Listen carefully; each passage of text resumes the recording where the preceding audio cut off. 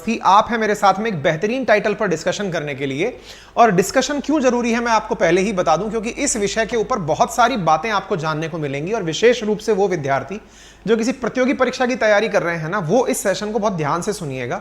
क्यों सुनिएगा, मैं आपको थोड़े से कारण दे देता हूं। क्योंकि आपको इकोनॉमी की ग्रोथ के बारे में तो खबर अब तक कहीं ना कहीं मिली गई होगी, नहीं भी मिली है तो वो हम दे देंगे कि इकोनॉमी ने कैसे ग्रो किया है। बट जो सबसे यथार्थ प्रश्न आज के सेशन के लिए आपके पास होना चाहिए वो क्या है कि इंडिया की ग्रोथ होना हमारी चॉइस है, हमारी चांस है, हमारी मजबूरी है। मेरे प्यारे साथियों, आज के सेशन में एक ऐसा पॉइंट आपको सीखने को मिलेगा कि जिस विषय पर हम लोग बड़ी जश्न मनाने की तैयारी में, क्योंकि सेशन का सेशन हमने लिया ही ऐसे है कि दुनिया चौंक गई है हमारी ग्रोथ से, लेकिन आपको उस चौंकने की खबर के साथ साथ मैं कुछ बिंदु कवर करूंगा। पहले मैं कवर करूंगा इसके अंदर हिंदू ग्रोथ रेट के बारे में, जो कि पहले रघुराम राजन जी के द्वारा पॉइंट रेज किया गया था। नंबर दूसरा पॉइंट हम कवर करेंगे कि इंडिया ने जो ग्रोथ किया है वो दुनिया में परफॉर्मेंस के रूप में कैसा है।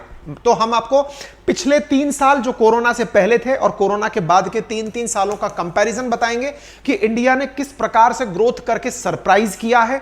लेकिन आपको अंत में सच्चाई से साक्षात्कार भी कराएंगे, जिसमें आपको यह बताएंगे कि केवल नंबर्स देखकर खुश मत होइए, यह नंबर गेम है और इस नंबर गेम में उलझकर हम राजी तो बहुत हो रहे हैं, हमारी जेब में एक भी रोकड़ा नहीं आ रहा है। जिस देश को देखकर हम खुश हो रहे हैं ना कि हम यूके को कब का क्रॉस कर दिए, जर्मनी को उछालकर अब निपटा देंगे, मैं आपको पहले ही बता दूं कि उन जैसा बनने में अगर वो लोग ग्रोथ करना बंद कर दे, नेगेटिव तो छोड़िए, वो अगर ग्रो करना बंद कर दे तो उन जैसा बनने में हमें 15 से 20 साल का समय लगेगा। यह सत्य भी आज आपको इस सेशन में पता होना चाहिए। तो आज के सेशन में बहुत कुछ है, बजाय इस बायसनेस के साथ देखने के कि आप बीजेपी की तरफ से बोल रहे हैं, आप कांग्रेस की तरफ से बोल रहे हैं, आप समझदार की तरह, अर्थशास्त्र की तरह समझिएगा। बहुत इंपॉर्टेंट टाइटल है। तो चलिए शुरू करते हैं। सबसे पहले यहां पर लिखा हुआ है, वैश्विक मंदी के बीच में भारत की आर्थिक वृद्धि से चौंकी दुनिया। दुनिया एकदम चौंक गई है। बहुत बढ़िया साहब, चौंक गई है। खबरें आ गई कि इंडियन इकोनॉमी ने गजब ग्रोथ किया है। बाय द वे, अगर हम एक साल को इस प्रकार से 4 भागों में बांट दें, 4 भागों में 1 2 3 4, 1 2 3 4, तो होता क्या है ना जी कि मार्च के आधार पर डिसाइड किया जाता है, मार्च से डिसाइड किया जाता है कि मतलब जैसे अप्रैल मई जून 3 महीने, जुलाई अगस्त सितंबर, अक्टूबर नवंबर दिसंबर, जनवरी फरवरी मार्च, ऐसे करके 3-3 महीने का क्वार्टर बनाया जाता है। क्वार्टर बनाया जाता है, इसे मतलब समझ में आ गया। अप्रैल मई जून, जुलाई अगस्त सितंबर, अक्टूबर नवंबर दिसंबर, जनवरी फरवरी मार्च, 3-3 महीने का क्वार्टर होता है जो कि पूरे एक पाई का निर्माण करता है। क्लियर है? अच्छा, अब होता यह है ना, जब भी किसी देश की ग्रोथ प्रिडिक्ट की जाती है तो उसको 4 भागों में पहले ही बांट लिया जाता है क्वार्टर वाइज, कि भाई इस तिमाही में कितना है, इस तिमाही में कितना है, इस तिमाही में। तो एक साल में 12 महीने तो 4 तिमाही, 4 तिमाही का औसत जो मार्च तक का था, अभी हम जून में एंट्री कर चुके हैं, 31 मार्च तक का जो भी एवरेज था वो डेटा अभी आउट हुआ है डेटा। तो वो कितना रहा है? 7.2% रहा है। अच्छा, इस बात में भी मैं एक जानकारी आपको अतिरिक्त रूप से दे दूं, जरा ध्यान से सुनिएगा। मैंने आपसे क्या कहा? 3-3 महीने का जिक्र होता है ना। तो अभी जैसे देखो, ये पूरा की पूरा फाइनेंशियल ईयर 2022-23 यानी कि 23 के मार्च तक का डेटा आपके पास आ चुका है। मार्च का आ चुका है। कब आया है? जब तारीख चल रही है 1 जून के आसपास, यानी मार्च का डेटा आया है आपके पास में।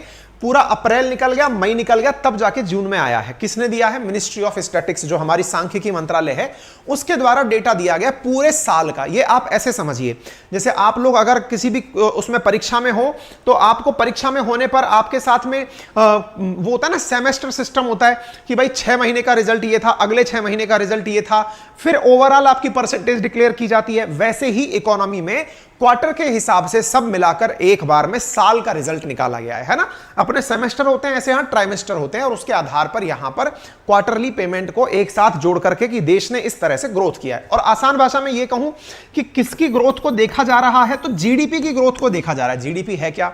मान लीजिए यह पूरा एक देश है, इस देश के अंदर यहां पर आप और हम सब निवास करते हैं। इस देश के अंदर रहने वाले लोगों ने एक साल के अंदर, एक फाइनेंशियल ईयर के अंदर, 1 अप्रैल से लेकर 31 मार्च के बीच में जितनी वस्तुओं का यानी गुड्स का और सेवाओं का निर्माण किया, वो निर्माण की वैल्यू नापने का तरीका क्या है? GDP, gross domestic production. तो कितना हमने गुड्स यानी सामान पैदा किया, कितनी हमने सर्विसेज पैदा की, उसके आधार पर हम लोग जीडीपी का आकलन करते हैं। अब इस जीडीपी के आकलन में ग्रोथ कैसे देखी जाती है? तो स्वाभाविक सी बात है, ग्रोथ दो प्रकार की है, रियल और नॉमिनल। इसमें क्या होता है, महंगाई दर को साझा कर दो तो ये जुड़ करके बनकर आती है नॉमिनल, और उसको हटा दो तो बनकर आती है रियल। अच्छा, ऐसी स्थिति में भारत ने जीडीपी के अंदर एक जबरदस्त ग्रोथ दर्ज की 7.2%। खुश होने की बात इसलिए है कि दुनिया में जहां वैश्विक मंदी की आहट है, जर्मनी जैसा देश जो हमसे ऊपर की इकोनॉमी है वो माइनस में ग्रो कर रहा है, तो हमारे लिए ये शुक्र है कि वो माइनस में आ रहा है, हम प्लस में जा रहे हैं। संभव है कि हम आने वाले साल के अंत तक जर्मनी को हटा करके चौथे पायदान से, दुनिया की इकोनॉमी से हम चौथी इकोनॉमी बन जाएंगे। और इसी बात का सब जगह ढिंडोरा पीटा जा रहा है कि देखो इंडिया आ रहा है, दुनिया की चौथी बड़ी इकोनॉमी हो जाएगा। 4 टॉप इकोनॉमी में अब कोई यूरोपियन देश नहीं बचेगा, जैसे ही इंडिया उसे क्रॉस कर देगा। ये खुशी की बात है, सुनकर बड़ा अच्छा लगता है।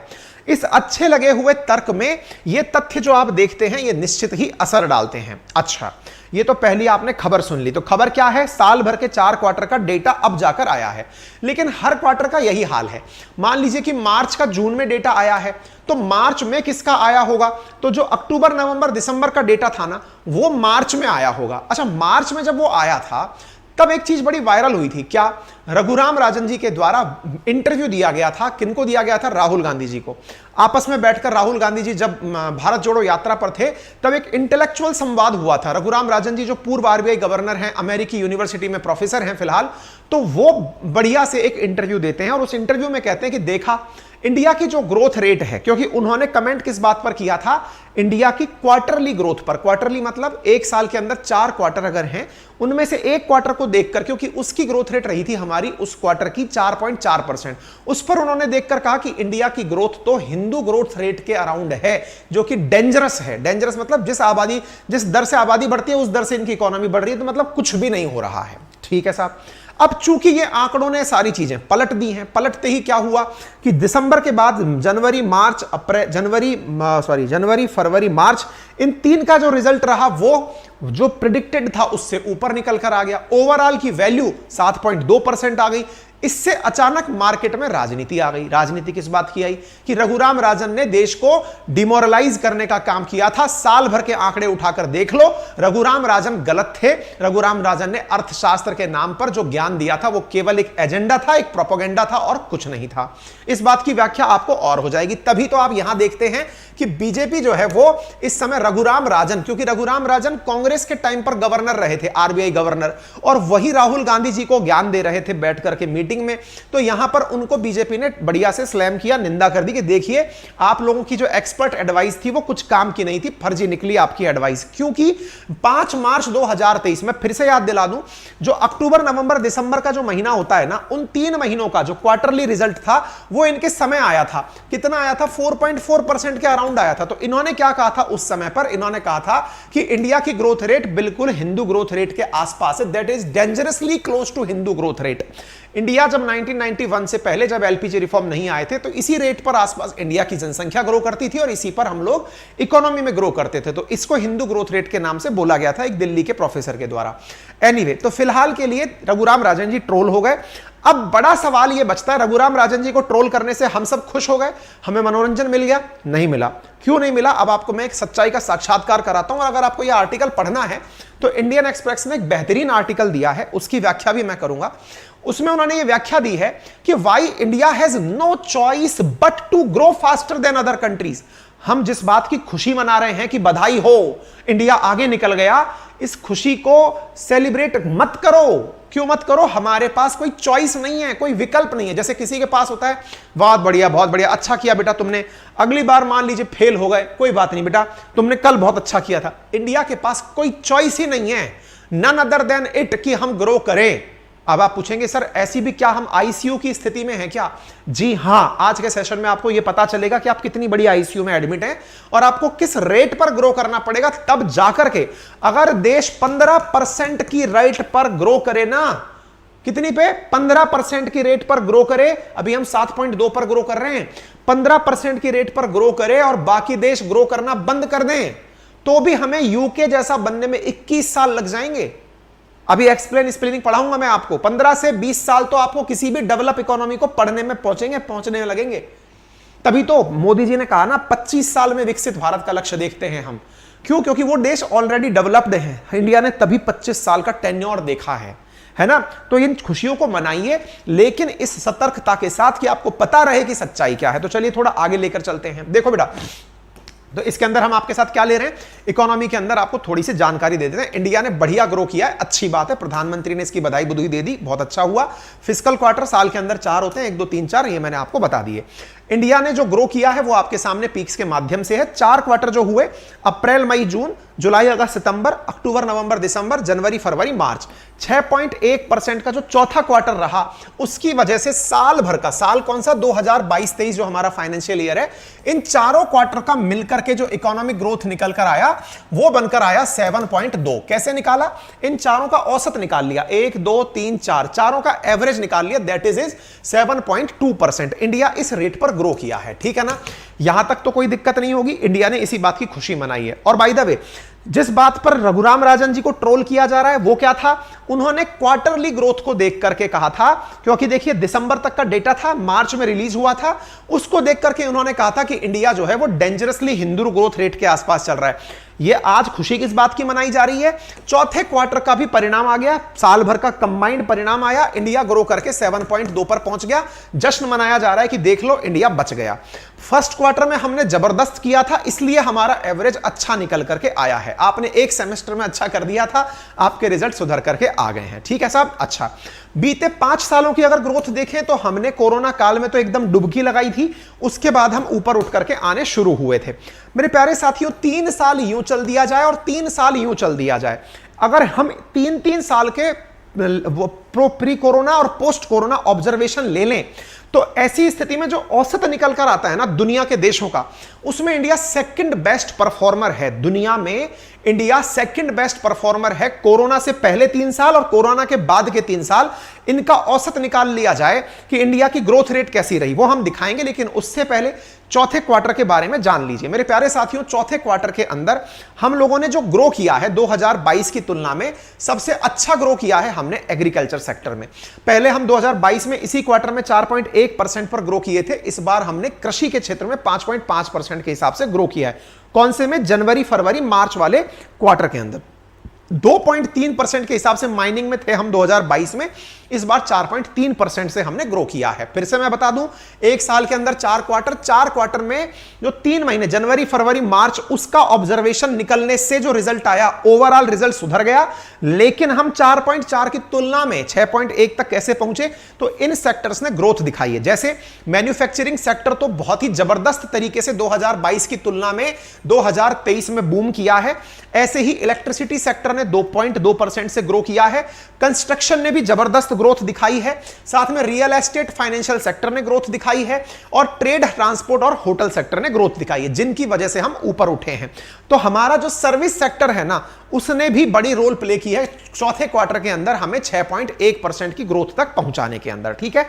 उम्मीद है आपको सारा ऑब्जर्वेशन समझ में आ गया होगा, जीडीपी समझ में आ गई होगी, सारी कहानी समझ में आ गई होगी। अब ये टेबल बहुत ज्यादा इंपॉर्टेंट है, इसे आप समझ लीजिएगा मेरे प्यारे साथियों। अगर हम दुनिया के सारे देशों को प्री पैंडेमिक और पोस्ट पैंडेमिक देखें, तो प्री पैंडेमिक फाइनेंशियल ईयर 18 से लेकर 20 का औसत निकाला जाए हर देश की ग्रोथ का, तो चाइना ने 6.5% के हिसाब से एनुअल ग्रो किया, इंडिया ने 5.7% के हिसाब से एनुअल ग्रो किया। पोस्ट पेंडेमिक अगर बात करते हैं तो चाइना ने 4.6% के हिसाब से एवरेज, 3 सालों का एवरेज है ये पोस्ट पेंडेमिक, और उसके बाद यानी 20-21 को हटा करके उससे पहले और उसके बाद का ऑब्जर्वेशन है। और इंडिया ने 3.5 का औसत दर्ज किया है पोस्ट पेंडेमिक में इधर की तरफ। तो आप कैसे नोटिस कर सकते हैं, दुनिया के जो टॉप परफॉर्मर कंट्रीज हैं उनमें इंडिया नंबर 2 पर खड़ा है ओवरऑल 3 साल पहले 3 साल बाद। तो जो लोग कहते हैं ना कोरोना के बाद हमने अच्छा ग्रो किया है, उनको भी ये ऑब्जर्वेशन हो जाना चाहिए कि 3 साल का औसत भी निकाला जाए तो इंडिया ओवरऑल अच्छा परफॉर्म कर रहा है। इसके बाद में Australia, Indonesia, Malaysia, Korea, US वगैरह ये सारे देश आते हैं, ठीक है ना। तो ये टेबल आपके लिए बहुत काम की है। ओवरऑल आपको ये फिगर याद रह जाए अगर, तो आप किसी भी बहुत अच्छी डिबेट में, बहुत अच्छे आंसर राइटिंग में, बहुत अच्छी तरह से मेंस आंसर राइटिंग में परफॉर्म कर पाएंगे, ठीक है। आगे बढ़ते हैं साथियों, ये सब बातें मैंने बता दी। आपको यह जानकर भी खुशी होनी चाहिए कि इंडिया की ग्रोथ को लेकर के जो ऑब्जर्वेशंस लगाए जा रहे थे ना, बड़े बड़े एस्टिमेट्स लगाए जा रहे थे, वो 7% तक पहुंचने में भी डर रहे थे। इंडिया ने सरप्राइजिंगली 7.2% की ग्रोथ रेट दर्ज की। खुद आरबीआई जो है ना, वो भी 6.8% की ग्रोथ दर्ज कर रही थी, हमने 7.2 की कर दी, तो चौंकने की बात तो है। मूडीज ने भी हमारी ग्रोथ रेट को ओवरऑल 6.8% बता दिया था, हमने 7.2% करके सबको चौंका दिया है, और यह बात भारत के लिए बहुत अच्छी निकल करके आई है। ठीक है, तो भारत की इकोनॉमी दूसरे देशों की तुलना में बढ़िया है, और यह बात आपको यहां से पता भी चलती है। अब आते हैं मुद्दे पे। देखो साथियों, आप इंडिया की अगर जीडीपी देखते हो, इन दिनों एक सुर्खी बनी भारत के बारे में कि इंडिया का जो ओवरऑल जीडीपी है वो $3.5 ट्रिलियन की इकोनॉमी क्रॉस कर गया है। देखिए, आईएमएफ का प्रोजेक्शन है इंडिया को लेकर, भविष्य को लेकर के, कि इंडिया 2023 के अंदर $3.7 ट्रिलियन की इकोनॉमी हो जाएगा। वहीं जर्मनी के बारे में प्रोजेक्शन है कि ये $4.3 ट्रिलियन की इकोनॉमी हो जाएगा। इंडिया का विजन है कि हम $5 ट्रिलियन इकोनॉमी बने। हमारे विजन में $3.7 ट्रिलियन पर फिलहाल हम खड़े हैं, और हम बड़ा खुश होते हैं ये जान करके कि जर्मनी की जो वो है इकोनॉमी है, जो कि यूरोपियन कंट्री इकलौता टॉप 5 में है, उसकी जो इकोनॉमी है वो डाउन साइड जा रही है। हमने कुछ दिन पहले सेशन भी किया था जिसमें बताया था कि जर्मनी जो है वो इकोनॉमिकली डाउन आ रहा है, यानी कि उसकी जो जर्मनी की जो रिसेशन, वहां पे रिसेशन आ गया है, और रिसेशन की वजह से उसकी इकोनॉमी डाउन आ रही है, इंडिया की ग्रो कर रही है। हम बड़े खुश हैं इस बात को जान करके कि हम जल्दी ही चौथे नंबर पर होंगे, और इसे क्रॉस करके हम जल्दी ही फिर तीसरे नंबर पर भी हो जाएंगे। इस बारे में दुनिया ने बहुत सारी उम्मीदें जताई हैं। 2024 में हम जर्मनी को क्रॉस कर देंगे, बढ़िया खुशी की बात हो जाएगी साहब। दुनिया के बड़े देशों की बात करें तो इतना तेजी से कोई ग्रो नहीं कर रहा है, ना चीन ग्रो कर रहा है, ना अमेरिका ग्रो कर रहा है, हम उन सबसे बढ़िया हैं। अमेरिका की बात तो यह है कि यहां पे तो इकोनॉमी के डिफॉल्ट होने तक की बात आ रही थी। डिफॉल्ट का मतलब ये मतलब एक तरह से बंजर होने वाले नहीं थे, असल में इनकी जो संसद है वो बिल ही पास नहीं कर रही थी तनख्वाह वनखा देने के लिए। गरीब नहीं है ये लोग, लेकिन हाँ, मार्केट ने ये न्यूज गजब पकड़ी थी। चाइना की भी अगर बात करें तो चाइना की भी ग्रोथ रेट इतनी नहीं है जितनी इंडिया की है, तो फिलहाल के लिए ये सब तरह से पॉजिटिव है। जर्मनी नीचे जा रहा है। अब हम एक बहुत बड़ी चीज की तरफ बढ़ रहे हैं, और वो क्या है, आइए मैं अब आपको वो बताता हूं। मेरे प्यारे साथियों, ये सबसे इंपॉर्टेंट चीज है जो अब आपको जाननी चाहिए, जो आपके चक्षु खोल देगी। और जब भी कोई आपको बहुत ज्यादा प्रेज करे कि हाँ भाई देख, इंडिया ने एकदम फाड़ के देख ले, फटा पोस्टर निकला, हीरो हो गया है इंडिया, तो आप उसे ठहराइएगा। आप दोनों पक्ष ले सकते हैं। जब आपसे कोई कहे कि उस तरफ बोलिए कि इंडिया ग्रो कर रहा है, तो आप ग्रो करने वाली साइड में धड़ाधड़ आंकड़े गिनाते हुए चले जाएंगे। और जब कोई आपसे उल्टा बोले कि बताइए इंडिया नेगेटिवली ग्रो कर रहा है या इंडिया के लिए बड़ी चिंता की बात है, तो आप उसको भी बहुत अच्छे से आंसर कर सकते हैं। कैसे करेंगे, आइए मैं दिखाता हूं।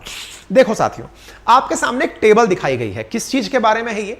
प्री पेंडेमिक और पोस्ट पेंडेमिक दुनिया की ग्रोथ के बारे में दिखाई गई है। देखिए, प्री कोविड जीडीपी की ग्रोथ दर्ज चाइना ने की थी 6.5% के आधार पर, इंडिया ने ग्रो की थी 5.7% के आधार पर। वहीं पर पोस्ट पैंडेमिक चाइना ने ग्रो किया 4.6% के आधार पर, और हमने ग्रो किया 3.5% के आधार पर। हमने गजब क्लैपिंग करी कि दुनिया के अंदर जो रैंकिंग है ना ग्रो करने में इकोनॉमीज की, 3-3 साल का औसत भी निकालकर, उसमें इंडिया नंबर 2 पर खड़ा है। शाबाशी दी हमने अपने आप को कि बहुत अच्छा कर लिया हमने। अब आपका सच्चाई से साक्षात्कार भी करा दें।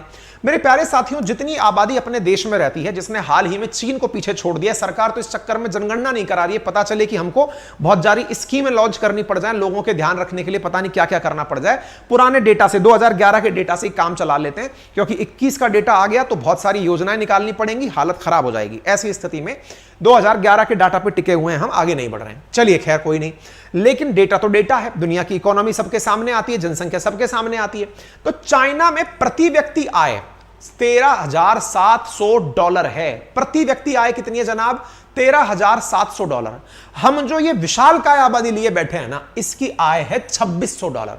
$2,600 का मतलब समझते हैं? दुनिया के जो लीस्ट डेवलप कंट्रीज है ना, उनमें जो प्रति व्यक्ति की आय होनी चाहिए उतनी। विदेश जाएंगे ना तो सबसे पहले खिन्नता अपने आप को देखकर इस बात की आएगी कि वहां पर हम जो पैदा होकर बड़ी मात्रा में विदेश जाते हैं, बनते वहां जाकर नौकर ही हैं।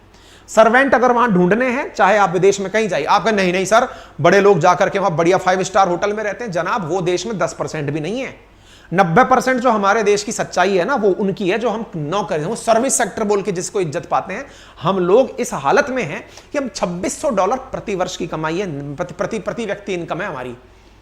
अगर दुनिया का पहिया चलना रुक जाए, पहिया चलना रुक जाए मतलब चीन जहां चल रहा है वो ग्रो करना बंद कर दे, अमेरिका जिस रेट से ग्रोथ कर रहा है वो बंद कर दे, यानी कि सब कह दें कि इंडिया वालों आ जाओ, हम तुम्हारा इंतजार कर रहे हैं।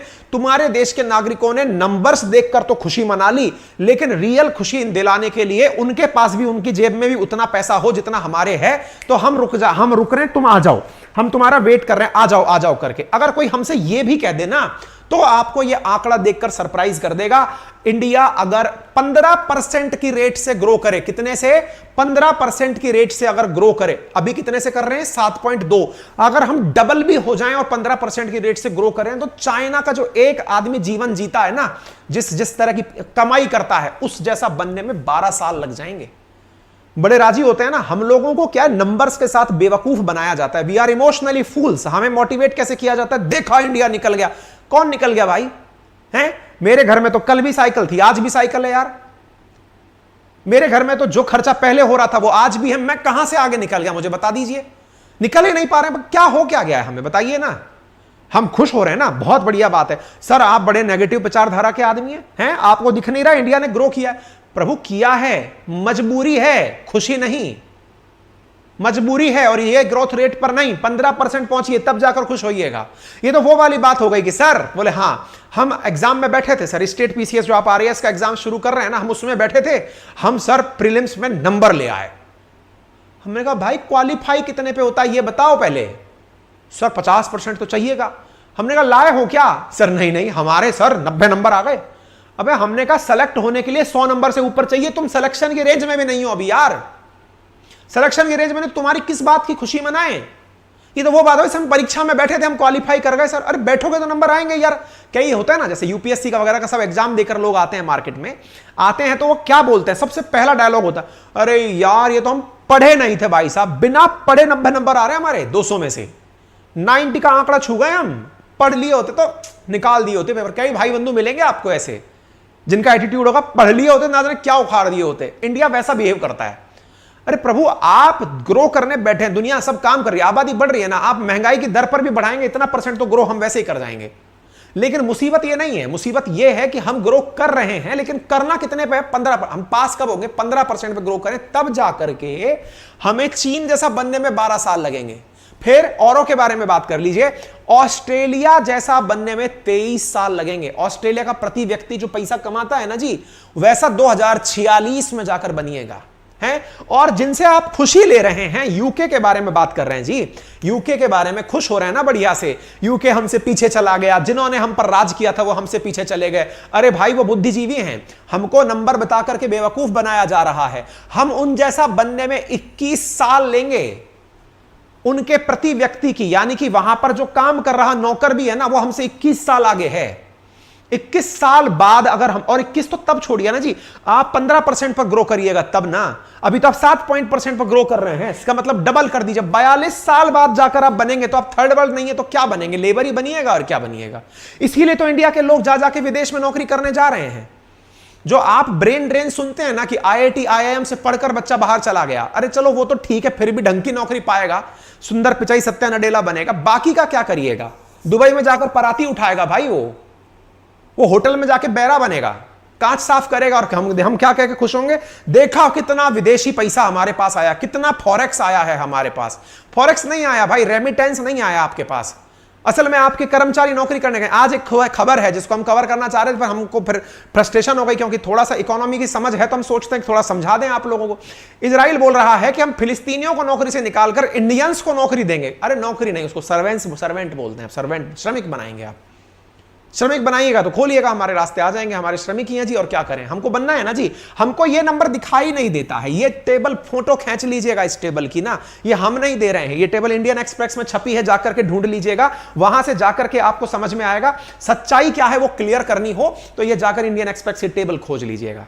जिन देशों से कंपटीशन है ना, जर्मनी से हम आगे निकल जाएंगे। यस, हम जर्मनी से आगे निकल जाएंगे। जर्मनी से आगे निकलने के लिए ना 22 साल लगेंगे अगर आप 15% के हिसाब से ग्रो करेंगे। अदरवाइज 44 साल लगेंगे। जर्मनी के एक आदमी की जो नेट इनकम है ना, प्रति व्यक्ति जो आय है, वो 51,380 रुपए। किस बात पर खुश हो रहे हैं आप? 140 करोड़ हैं आप। 140 करोड़ आदमी में खुशी जी रहा है 10% आदमी। 90% आदमी स्ट्रगल कर रहा है। उस 10% में भी 1%, टॉप 1% है जो 90% संपत्ति का मालिक है। गजब बातें हैं हमारे देश की, ठीक है ना। तो हम किसी सरकार पर खुश और दुख नहीं हैं। आप ये मत सोचिएगा सर अभी थोड़ी हुआ है, हम तो सब ऐसे ही थे। तो पॉजिटिविटी लाइए ना जी दिमाग में, ग्रोथ होने के बारे में खुश होइए, लेकिन टारगेट पकड़िए। पेपर में बैठने भर से, आपका नंबर आने भर से आप राजा बाबू नहीं हो गए हैं, ठीक है। बाकी आपकी समझदारी है, आपकी अपनी जो राय हो वो देख लीजिएगा, बाकी सब ठीक है।